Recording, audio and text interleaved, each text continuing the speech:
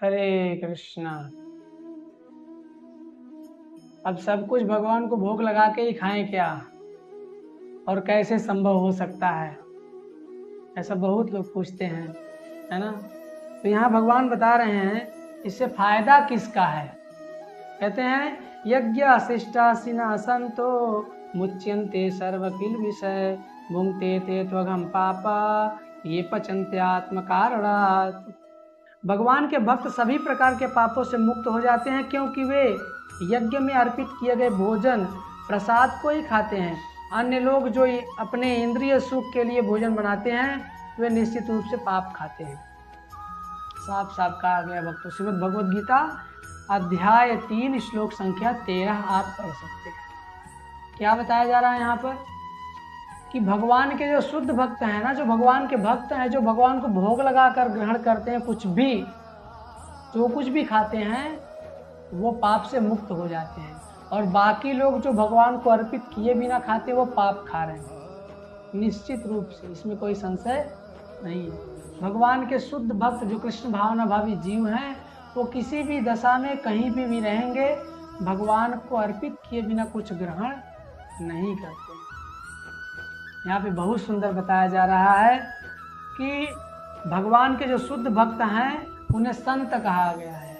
सदैव प्रसन्न रहते हैं क्योंकि वो कृष्ण के प्रति आकृष्ट हैं, कृष्ण से उनका प्रेम हो चुका है, और जो कुछ भी खाते हैं वो उन्हें खिलाकर ही खाते हैं।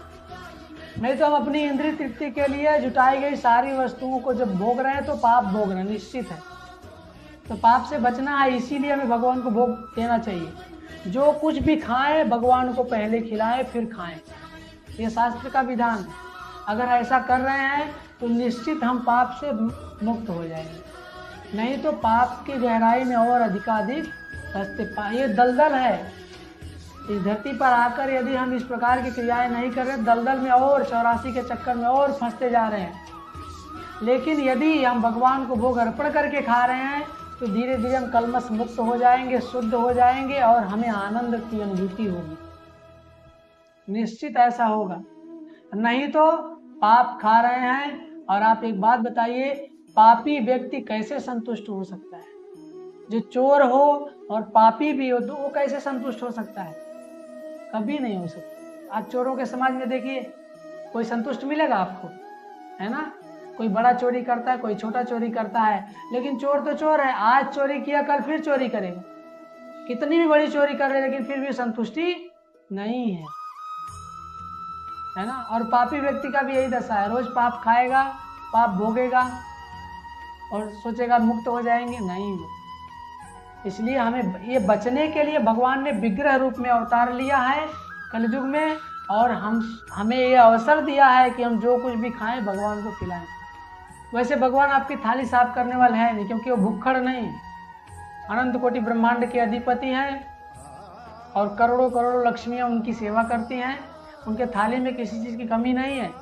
हमारा स्वार्थ है कि हम भगवान को भोग अर्पण करके खाते हैं, जो कुछ भी पाते हैं भगवान अपने आँखों से उस भोजन के दोष को दूर कर देते हैं, उसको प्रसाद बना देते हैं, और वो प्रसाद खाने वाला व्यक्ति सदैव संतुष्ट रहेगा, प्रसन्न रहेगा।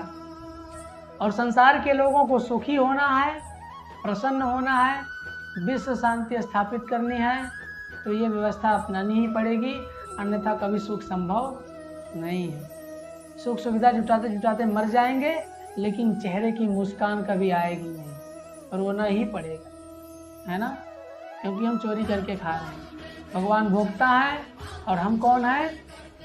उनका उत्कृष्ट ग्रहण करने वाले। जीवेर स्वभाव है कृष्णेर नित्यदास, सेवक हैं हम, और सेवक की स्थिति में रहकर स्वामी को खिलाकर खाना ये सेवक का धर्म है, तब जाकर सेवक प्रसन्न रहेगा। और हम ये भूल गए, इसीलिए दुखी हैं। इसलिए इसको याद रखना, जो कुछ भी खाएं भगवान को खिलाएं, उसके बाद पाएं, आनंद रहें, अस्त रहें, व्यस्त रहें, और हरि नाम में मस्त रहें। हरे कृष्ण।